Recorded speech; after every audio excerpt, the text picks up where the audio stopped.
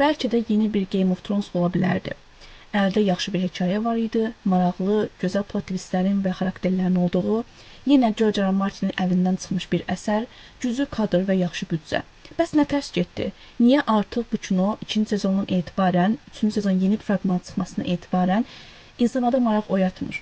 Artıq potensialın xərcləndiyini və bundan sonra kinonun düzəlməyəcəyini düşünürük. Düzdür, bu hamının razı olduğu bir fikir deyil, bu həqiqətən mübahisəli bir mövzudur. Ancaq George R. R. Martin, yəni bu hekayənin öz yazıcısı artıq bir yazı yayınlayıb bunun öz hekayəsi olmadığını, öz xarakterlərinin olmadığını, yəni hekayənin tamamilə dəyişdirdiyini və getdiyi yolun düzgün olmadığını dilə gətirdi. Bunun səbəbi nə idi? Demək olar ki, kinonun aparıcı rejissorları və işləyən şəxsləri ilə George R. R. Martinin bir növ mübahisəsi oldu. Onlar arasında qarmaqal oldu və George R. R. Martinin dediyi düzəlişlərin heç birini əməl eləmədilər. Niyə eləmədilər və bilmirik bunu həqiqətən George R. R. Martindən daha yaxşı bir hekayə yazacaqlarını mı düşündülər, daha yaxşı bir xarakter inkişafı yazacaqlarını mı düşündülər. Ancaq görürük ki, gələn nəticədə bu doğru deyil. Həqiqətən George R. R. Martinin əlində olan çox yüksək potensiala sahib bir kino tamamilə potensialını doğrultmadı və hamını məyus elədi. Gəlin bir neçə dəyişikliklərə baxaq və bir neçə bunun səbəblərinə baxaq. Ancaq ondan əvvəl qeyd etməliyəm ki, həqiqətən House of Dragon yenə də izlənməyə dəyər, maraqlı süjet xətti olan və yenə də hamımızın izləyəcəyi bir kino olacaq. Ancaq biraz bu potensialın bir növ özünü doğrultmaması hamıda məyus hissiyatı, ən çox da mənim kimi bu evrəni, bu demək olar ki, hər şeyini sevən biri olaraq məni həqiqətən məyusiyyəyə uğratdı. Gəlin ssenaridəki dəyişikliyə başlayaq. Birinci olaraq onu deyə bilərəm ki, kitab 3 dənə xarakterin, yəni üstadların və bir növ daha sarayda özünü göstərən bir neçə xarakterin dilindən yazılıbdır. Yəni biz olan hadisələridir, xarakterlərin ümumiyyətlə bir-biri arasındakı münasibətlərdir və s. biz onu kitabda dərin olaraq görmürük. Hətta sizə deyim, 4 sezon olacaq planlaşılan bir kinonun sadəcə kitabdakı yeri hardasa səhv eləmirəmsə 200 səhifəyə yaxın bir 170 səhifə olmalıdır səhv eləmirəmsə. Hətta birinci sezon 20-30 səhifədən sonra bitməlidir. Ancaq nə edirlər? Təbii ki, biz ancaq hadisələrin olduğu bir kino izləmək istəməzdik. Xarakterlərin gəlişimi, xarakter inkişafı olduğu, onların arasındakı münasibətlər artıq bunlar tamamilə yerləşdirilməli idi. Və burada təbii ki, dəyişikliyə getirmək ya da ki, yeni bir hekayə yazmaq mütləq idi.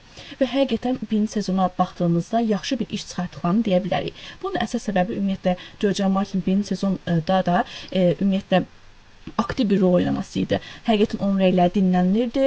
Nəsə bir dəyişik olsa belə bu George R. R. Martinlə danışılırdı və o qərar verdiyində, o təsdiqlədiyində bu həyata keçirilirdi və nəticə o həqiqətən ortalıqdadır.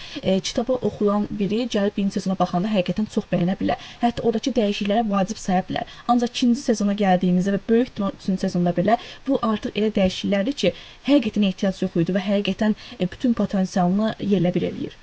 Biraz da temp azlığından danışmalıyıq. Çünki filmlərin bir növ büdcəsi olsa belə, kinolarda bu büdcə bir sezona baxır və o yayılır demək olar ki, və həmin büdcəni də tam əldə edə bilmir də. İndiki dövrdə də filmləri sinemada məsəl üçün izlənə bilir, ancaq kinoların çoxu platformalarda izlənilir və təbii ki, gəlir baxımından onlar bəzi hadisələri ikinci sezona salmadılar. Məsəl üçün, kitabı oxuyan birinin ikinci sezonun necə bitəcəyinə dair məncə fikirləri var idi və baxırdım ki, hər kəs ortaq bir fikirdədir ki, ikinci sezon necə bitəcək. Hələ o səhnə yayınlanmadığına, hələ o hadisə baş verilmədiyinə görə mən spoiler verə bilmirəm. Ancaq biz böyük ehtimal bunu 3-cü sezon əvvəlində ya hətta çox bərbad halda, həqiqətən elə olmanı istəmirəm, 3-cü sezonun sonunda görəcəyik. Bu həqiqətən çox bərbad olsa mümkün deyildi, yəni elə bir şeyin olması. Çünki ikinci sezon böyük bir hadisədə bitməli. Bu həqiqətən sezon finalı kimi hisslətdirməli idi. Mən ikinci sezona gəldikdə hər bölüm hər nə qədər məyus olsam belə, mənim potensialımı, mənim istəyimi doğrultmasa belə, ümumiyyətlə hər kəsin, mən yenə də sezon finalında yaxşı olacağını, yenə də yaxşı bitəcəyini düşünürdüm. Ancaq məni yenə doğrultmadı və ikinci sezon bir növ uzun bir fraqman kimi, uzun bir trailer kimi hisslətdirib bitdi. Hər şeylə bir 3-cü sezonun başlanğıcı kimi görünürdü.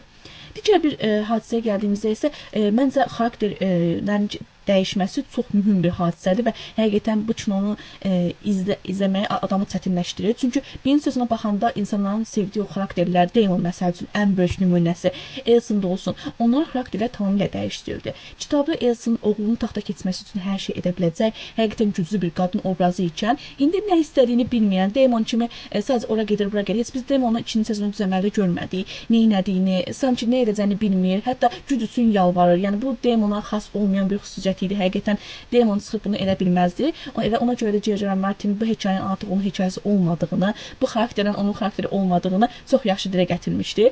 Renara və Elson'a aiddir bu. Elson da həqiqətən dəyişirdi. Bilirəm, yəni sülh baxımından eləyirlər ki, Elson sülh istəyirdi, belə olmanı istəmirdi. Ancaq bu düzgün bir yol deyil. Çünki xarakterə elə bir iki yol çəkməyə çalışdılar. Birinci sezon sonundakı Elson'dan indiki Elson çox fərqlidir və bu xarakter dəyişimi deyil artıq. Bu xarakterin inkişafının zibilə atılması və bir növ xarakterin birdən-birə dəyişilməsidir. Məsəl üçün kitabda biz Renara ilə Elson'un çox da yaxın münasibəti olmadığını görürük. Hətta onların arasında yaş fərqi var və yaşları irəlilədikcə, yəni Renara böyüdükcə Elson'un arasındakı olan münasibət daha da pisləşir. Ancaq kinoda bunu dəyişdilər və hətta məncə çox yaxşı bir dəyişiklik idi. Onları bir dost kimi, ən yaxın dost kimi düzəltdilər. Ancaq hətta bunun romantik bir hissə gedə biləcəyini də düşünürlər. Ancaq belə bir yol nə qədər düzgün idi bilmirəm. Çünki məncə dostluqla başlayıb sonradan düşmənliyə çevirən bir dostluq daha yaxşı, daha gəmgin, daha necə deyim, insana təsir edən bir sonluq ola bilərdi. Çünki biz burada artıq bir növ yaxın dost olan iki qadının bir-birlərinə düşmən kəsildiyini və istəmədikləri qərarlar aldığını görə bilərdik. Ancaq nə yazık ki, bu olmadı. Və kitabdan fərqli olaraq kinoda qaralar və yaşlılar deyil artıq məsələ. Ancaq kitabda belə idi. İki tərəf var idi və bu iki tərəf arasındakı mübarizəni görürdük. Ancaq necə oldu? Bu kino sadəcə Elson'dan Renara'nın arasındakı qarmaqal kimi göstərildi. Yəni digər xarakterlər demək olar ki, heç mənası olmur. Məsəl üçün biz kitabdan əsasən deyə bilərik ki, Aegon və Renara bərabər idi. Yəni hər ikisinin də səhvləri oldu, hər ikisinin də bir xarakter inkişafı oldu və Aegon'u bilə-bilə birinci sezonun etibarən təcavüzçü, iyrənc bir insan kimi göstərmələri heç bir işə yaramadı. Elə bir kitab oxuduğunuzda artıq siz iki tərəf arasında qalırsınız, ancaq kinoya baxdığınızda siz sadəcə bir tərəf seçə bilərsiniz. O da təbii ki, Renara'nın tərəfi olacaq. Niyə belə elədilər bilmirəm. Əgər belə bir şey adamın əlində olsaydı, mən fikirləşirəm ki, iki tərəf arasında da bir necə mübarizə yaratmaq və birinin belə seçməyi, birinin belə seçməyi çox yaxşı olardı. Sadəcə qadın və kişi və cinsiyyət mübarizəsi deyildi bu. Çünki hər nə qədər elə göstərilsə belə, Renara'nın taxta keçməyin səbəbi Renara'nın ciddi addımlar atmaması və Aegon'un bir növ, necə deyim, Elson və babası kimi yaxşı, ona üstünlük əldə edən yaxınların olması idi. Həqiqətən Aegon başından bəri kitabda da bu dilə gətirilir. Taxta keçmək istəmir. Hətta deyir ki, mən tarixə bacısının taxtını oğurlayan, bacısının haqqını əlindən alan bir qardaş kimi keçmək istəmirəm. Ancaq bəzi səbəblərdən o razı edilir. Ancaq gördüyümüz kimi bu kinoda elə bir süjet xəttində irəliləmir və Aegon bunu istəyirmiş kimi, hətta çox əzik və həqiqətən bir xarakter inkişafı olmayan, ora bura gedən, heç bir önəmi olmayan, hətta Aemon'un xəyanət eləməsi ilə birlikdə demək olar ki, kitabdan çox fərqli bir xarakteri elədilər və dediyim kimi, bunu artıq bir cinsiyyət məsələsi elədilər, ancaq kitabda dediyim kimi, bu belə deyil. Kitabda daha çox onlar arasında həqiqətən mübarizə var və hər ikisi bir tərəf kimi hiss elətdirir. Və gördüyümüz kimi, üçüncü sezonda Aegon'un çox fərqli bir yol çəkəcəklər. Bu kitabdan çox fərqli bir yol olacaq və mən həqiqətən bilmirəm artıq bu kinonun sonu necə olacaq. Ümid edirəm ki, həqiqətən ümid edirəm 3-cü sezon yaxşı olar və bir növ kino özünü toparlaya bilər, türklər demiş. Yəni özünü tezdən bərpa edə bilər və həmin marağınız qayıda bilər.